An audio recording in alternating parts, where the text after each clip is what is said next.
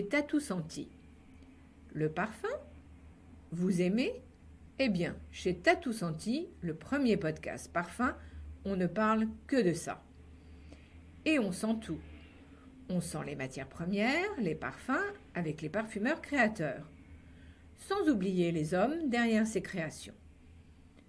Je suis Bettina Eckroyd, votre hôte et experte parfum. Et je vous donne rendez-vous tous les mardis sur Tatou Senti. Aujourd'hui, je rencontre Roger Schmitt, en charge des innovations internationales pour le groupe Natura, venu présenter Collage, la nouvelle collection de 8 parfums Natura. Confortablement assise, je suis avec Roger dans les caves de l'hôtel Saint-Simon, un lieu confidentiel caché au cœur de Saint-Germain-des-Prés. C'est là où il descend depuis des années lors de ses passages à Paris. Échanger avec Roger Schmitt relève d'un tour du monde de la parfumerie en 60 minutes. Son premier stop est en Afrique, où à 22 ans il fait ses débuts chez Givaudan, un continent cher à son cœur, tout autant que le Brésil, où il a aussi passé 6 ans, toujours pour Givaudan.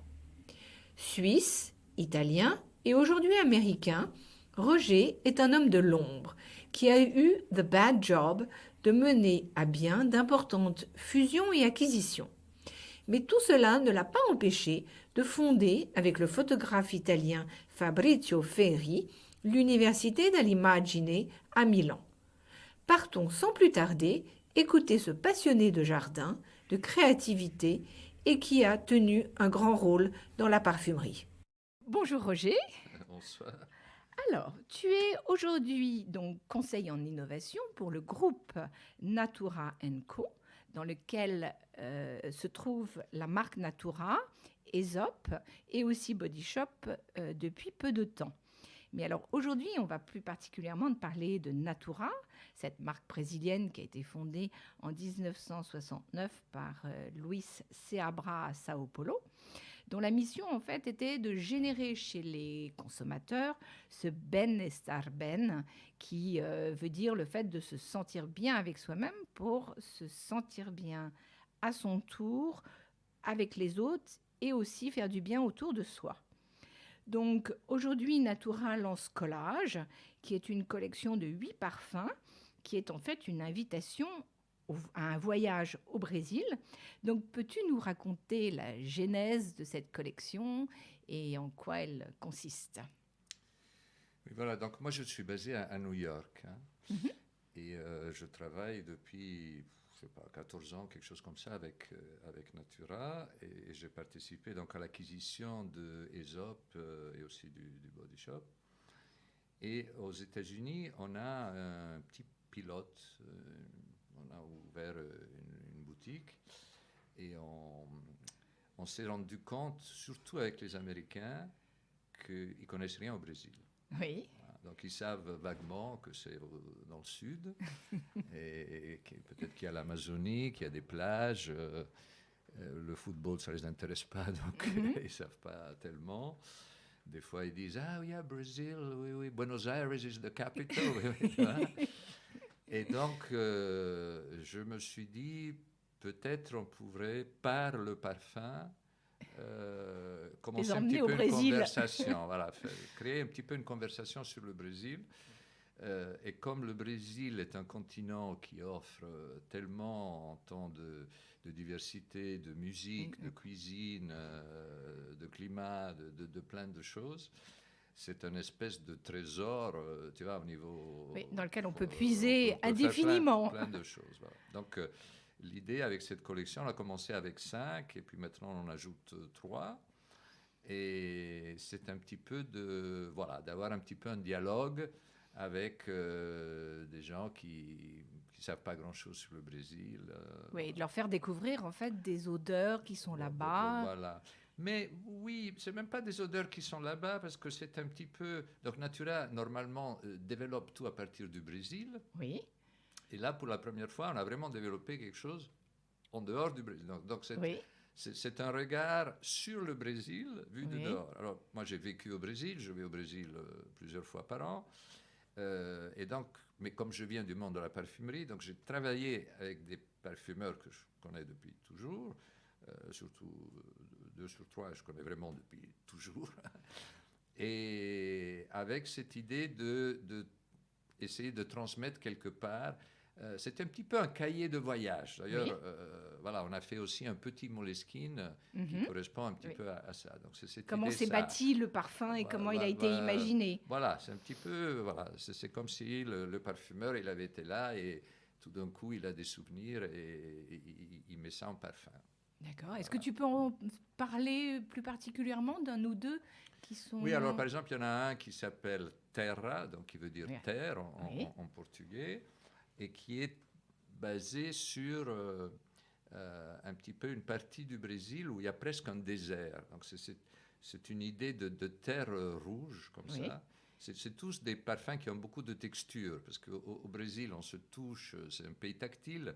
Donc, quelque part, le brief, c'était toujours De le penser, retransmettre voilà, dans d'une le façon parfum, qui est tactile. une... Voilà. Et donc, c'est une idée de cette terre rouge un peu désertique. Mais ça, voilà, c'est un bon exemple. Au Brésil, je pense qu'ils n'auraient jamais pensé de créer un parfum à partir d'une idée d'une terre aride, parce que pour eux, c'est une zone pauvre et tout ça, donc ils voient ça différemment. Par contre, pour nous, quand on regarde comme ça, c'est quelque chose de très intéressant, parce qu'on parle toujours de l'Amazonie, de la forêt, tout ça. Tout à fait. Et puis, en même temps, il y a aussi Il y a autre chose que désert. l'Amazonie. Voilà, voilà. Donc, en fait, on va Donc, découvrir d'autres choses que l'Amazonie. Exactement. Donc, il y en a un qui s'appelle Rainforest, Oui. et celui-là, il est totalement vert.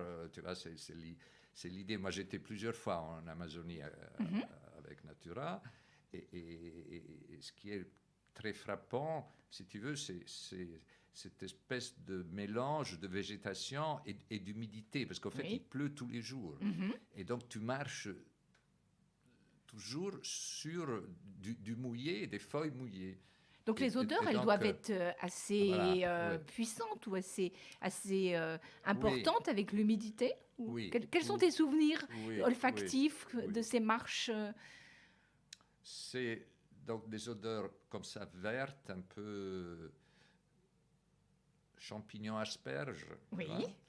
Et, donc il y a une idée et de puis il y a sous-bois. souvent des choses fruitées, parce qu'il y a beaucoup de ces fruits.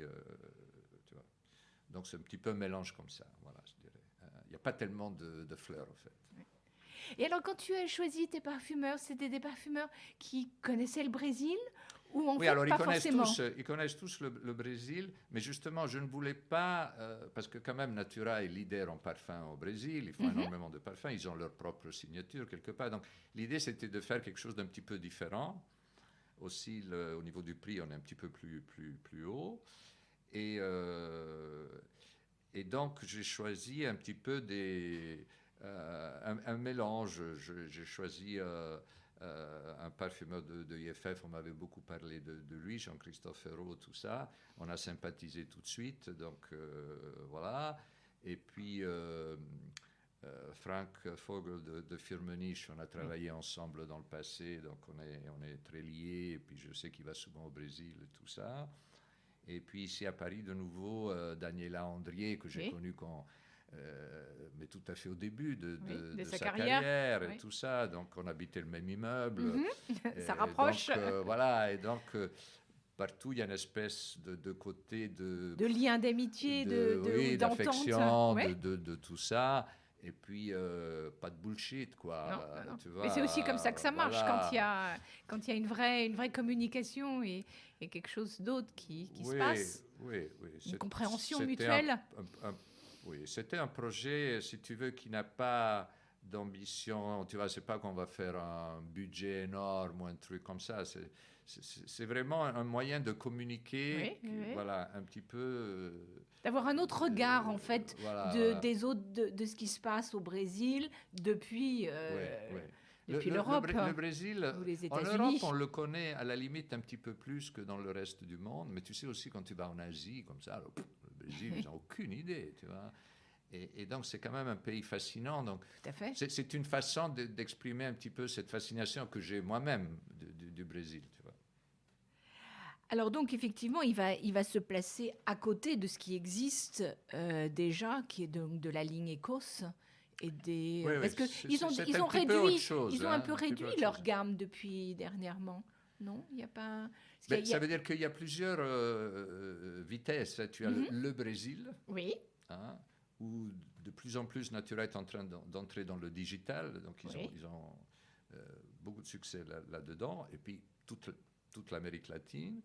Euh, et puis maintenant, avec l'acquisition du Body Shop, surtout, on a quelque part une ouverture totale sur le monde. Donc, Mhm. toute l'internationalisation de Natura, justement, on est en train de la réétudier à cause Elle va se faire petit à petit. de tout ça. Voilà, Mhm. voilà.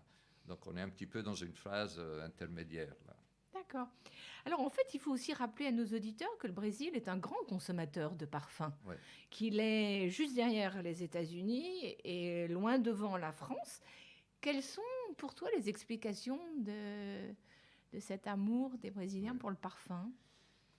Bon, alors, déjà, il y a la taille, hein, Oui. quand même, il y a une taille importante. Je pense qu'il y a peut-être le climat aussi, hein, donc il fait chaud, tout ça, et on est entouré d'odeurs, surtout à cause de tous les fruits tropicaux Mhm. et tout ça. Et puis c'est un pays d'immigration, Oui. donc et d'immigration plutôt méditerranéenne, donc Portugal, Espagne, Italie, en plus toute une influence africaine. Donc j'imagine que c'est un petit peu ce mélange qui a créé cette passion. Mais c'est aussi le fait, donc je crois au Brésil, ils prennent en moyenne 3,4 douches Oui, par tout à jour. fait, Voilà. absolument. Et donc chaque fois, après la douche et tout ça, on se reperfume. Et donc ça crée ces volumes vraiment importants, quoi. Oui, d'accord.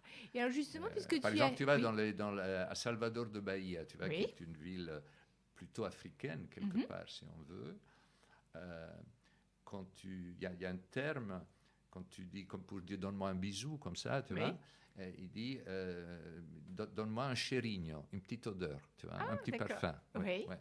Donc, tu vois, c'est vraiment Déjà dans quelque le part dans leur vocabulaire, c'est... culture. Oui, oui, Ouais, oui, c'est ouais, inséré ouais. dans le vocabulaire. Voilà, C'est... voilà, ouais. D'accord.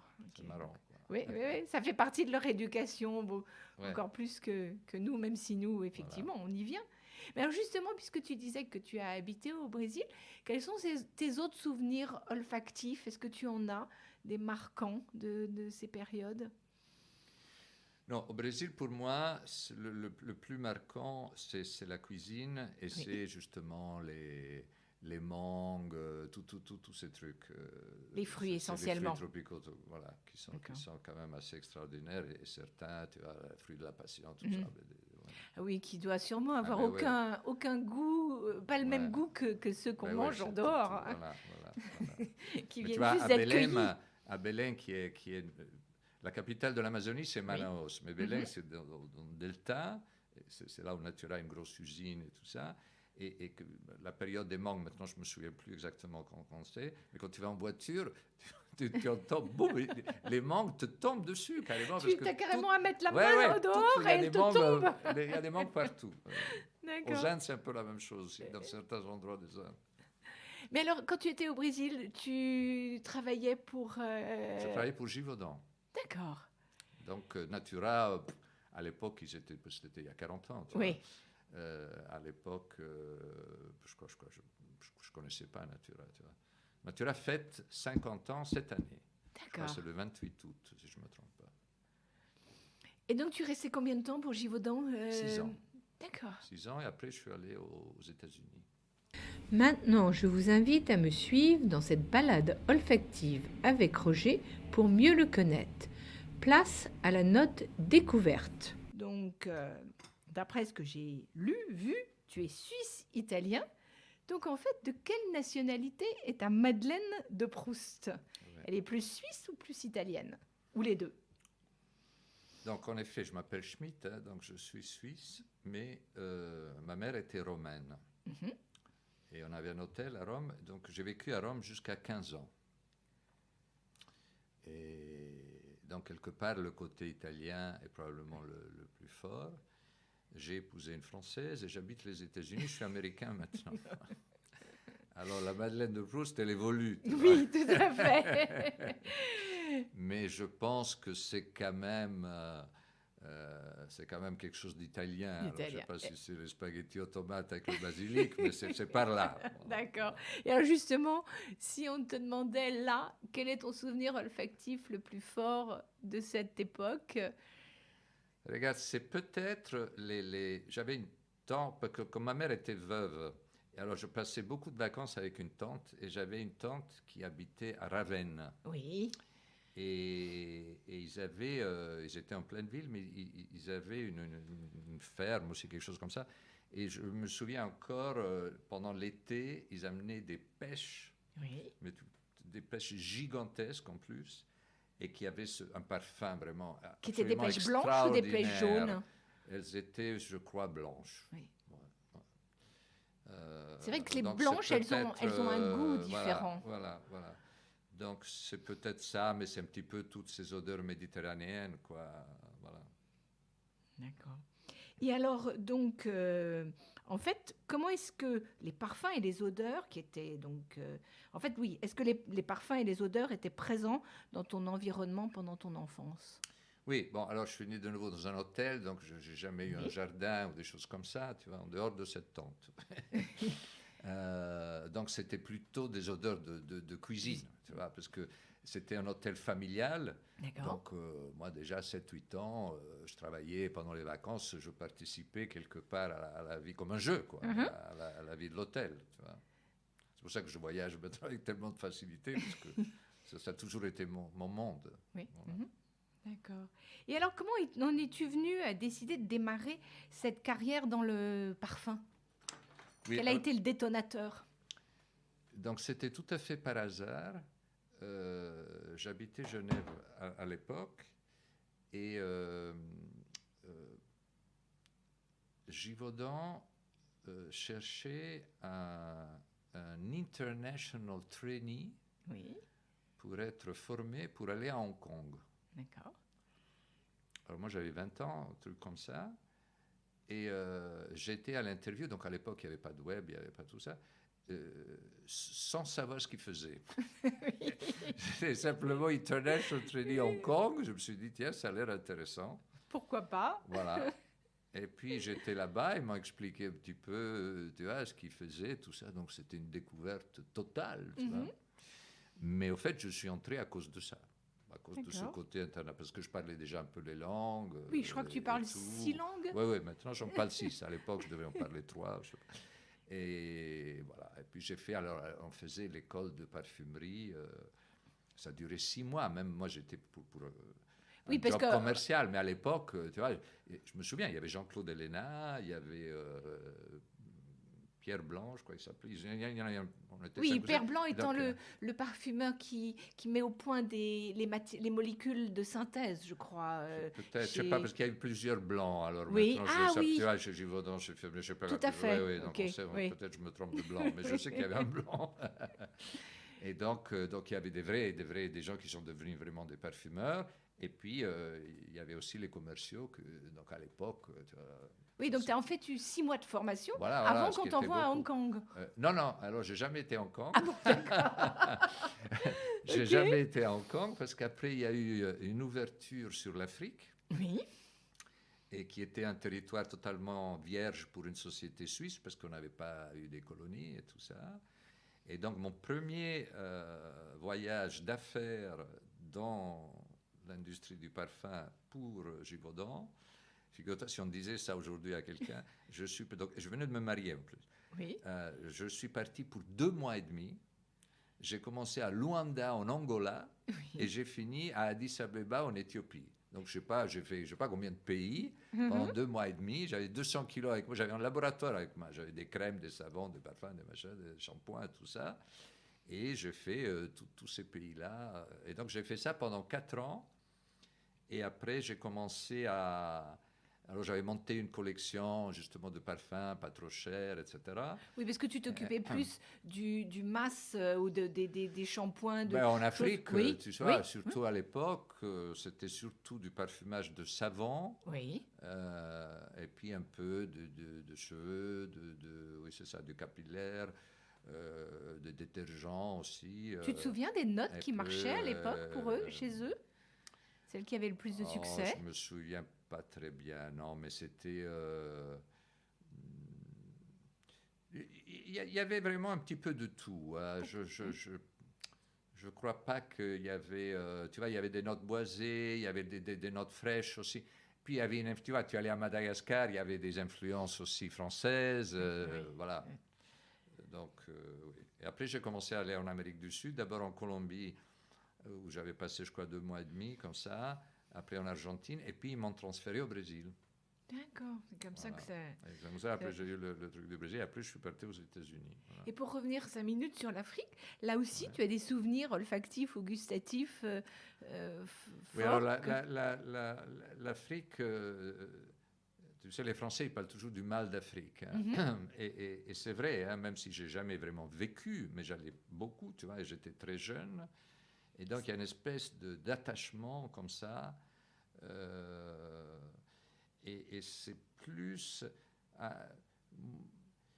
aussi parce que mon territoire, il y avait beaucoup d'animaux. Oui. Parce que j'avais l'Afrique orientale et le sud.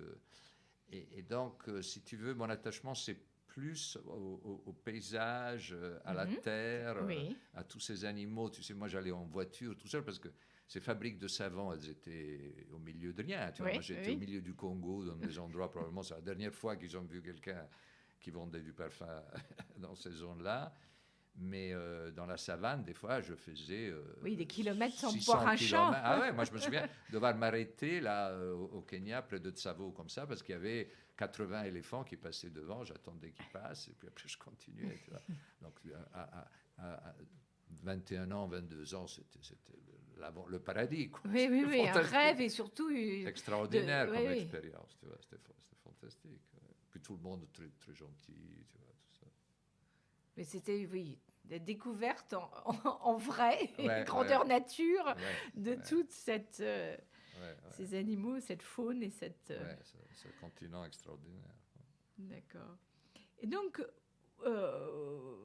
ensuite, donc, je crois que tu es passé dans des sociétés de création qui ont marqué l'histoire de la parfumerie, et entre autres, qui ont été rachetées depuis. Et donc, je veux parler de Roure, de Dragoco. Est-ce que tu peux nous dire en quoi elles ont été importantes? En quoi elles ont marqué la Oui, donc moi, parfumerie? donc mon parcours, moi j'ai fait donc, tous mes débuts chez Givaudan dans plusieurs pays. Euh, après, j'étais chez Firmenich pendant quelques années. Donc, Oui. voilà. Mon dernier job, j'étais le directeur de Firmenich en Italie. Et puis à l'époque, Jean Amic de Roure voulait quelqu'un dans la direction qui soit un petit peu, un profil un peu différent. D'ailleurs, il cherchait quelqu'un qui n'était pas de l'industrie. Oui. Et, et il a interviewé quelqu'un de Colgate, au fait. Et, et cette personne lui a dit, vous savez, vous devriez parler avec Roger Roger. Schmidt. Et voilà.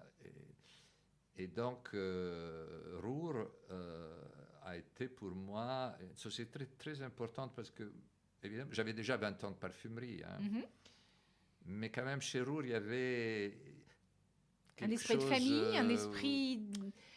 Non, il y avait vraiment un espèce de respect du métier, de la parfumerie, du parfumeur, aussi évidemment des connaissances des matières premières naturelles. Moi, je venais Mhm. plus, je vais dans Firmenich, dans plus quelque part quand même la chimie, tu vois, tout ça.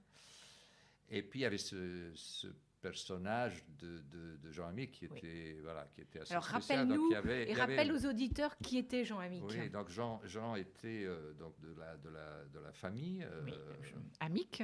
Amic, mais qui, je ne sais plus, je crois si c'était un Roure ou un Bertrand ou un Dupont qui avait épousé un Amic, et puis Oui. voilà. Et donc, et son père, Louis Amic, très connu. C'est lui qui avait amené un petit peu la couture dans le parfum. Oui, Voilà. totalement. Et Jean était aussi une personne. J'ai dîné avec lui il y a 2 mois. Hein, il habite Rome maintenant. Oui, et je crois qu'il est passionné sur les Étrusques maintenant. Oui, les Étrusques, Darwin, il a plein d'intérêts. Et, donc, c'est quand même quelqu'un qui était, disons, grassois, Oui. hein, mais qui avait étudié MIT à Boston. Donc, à l'époque, c'était quand même assez extraordinaire. Il avait une ouverture d'esprit. Voilà, qui a épousé une princesse roumaine, tout ça. Donc, un mélange assez unique, qui adorait l'Asie. Donc, une personne vraiment très intéressante. Oui, en fait, ouverte et curieuse. Voilà, et puis qui avait aussi de très grandes connaissances de tout le monde de la culture, à cause de sa mère et tout ça. Donc, quelqu'un de très intéressant. Et moi, je n'avais pas du tout envie, à l'époque, de quitter Firmenich. J'étais très, très bien, mais il m'a totalement fasciné. Donc, on a flirté pendant, je ne sais plus, 3-4 mois, et puis finalement... Tu as été chez Roure. Hein. Et donc, chez Roure, alors, on avait un comité de direction, on était 4. Il y avait Jean, il y avait Jeff Webster qui s'occupait des États-Unis, moi je m'occupais de l'Europe, et puis un peu de l'Amérique du Sud, parce qu'il n'y avait personne qui s'occupait de l'Amérique du Sud, comme je connaissais bien ça. Et il y avait François Wemüller qui était un petit peu le CFO, et aussi qui s'occupait des achats, des opérations et tout ça. Et je me souviens, le premier comité de direction, François, il revenait d'Égypte, et pendant le comité de direction, on a senti des différentes roses qu'il avait ramenées d'Égypte. Et c'était fascinant pour moi, tu vois, parce que d'habitude, dans ces comités de direction, on parle de budget et de trucs comme ça. Et là, on se retrouvait, on était tous en train de sentir. Et c'était absolument fascinant, quoi. Donc, quelque part, Roure avait encore une dimension relativement petite et humaine, et en même temps était quand même une société déjà très internationale. Donc ça, c'était quelque chose d'assez unique. Et quelque part, est-ce qu'ils n'étaient pas plus proches du produit, ou que les gens... Oui, à cause de la taille déjà, tu comprends. Maintenant... tu vois, si tu prends le nouveau groupe Givaudan, tout ça, etc., il y a, je crois, 14 000 employés. C'est autre chose, quoi. Voilà, et peut-être aussi toujours très bien, mais différent, quoi. Peut-être aussi le fait d'être dans le naturel, il y avait une proximité avec les odeurs, les parfums. Et est-ce que ces gens-là, à l'époque, aimaient sentir et sentaient? Oui, non, ça sûrement. Mais toute l'industrie était comme... Toute l'industrie était plus petite. Oui. Et donc, même chez les clients, tu avais souvent le directeur général ou le fondateur qui était dans le parfum, quoi. Oui, qui était impliqué et qui prenait des décisions. Oui. Même chez Natura, Louis Abras, il est passionné absolument de cosmétiques, quoi. Donc, mais après, quand les tailles deviennent plus grandes, etc., ça devient plus difficile. Oui, puis on fait appel peut-être à d'autres gens et qui n'ont pas forcément ces compétences ou cet amour. Oui, parce qu'il faut gérer, tu vois, dans les deux sens. Celui qui adore le produit, peut-être, c'est pas le meilleur gestionnaire, parce que ça l'intéresse moins. Tu vois, il a des autres passions. Donc, voilà. Si ce n'est qu'à cette époque-là, il y a eu des grands patrons qui savaient sentir et qui ont fait des très beaux parfums. Oui, mais les sociétés étaient plus petites, c'était moins global, tu vois, c'était moins... Oui. C'est ça aussi. Aujourd'hui, les grands patrons, ils voyagent du matin au soir, et voilà. Ils sont dans un avion plus qu'à leur bureau. Et donc, il y a eu aussi ensuite Dragoco. Voilà.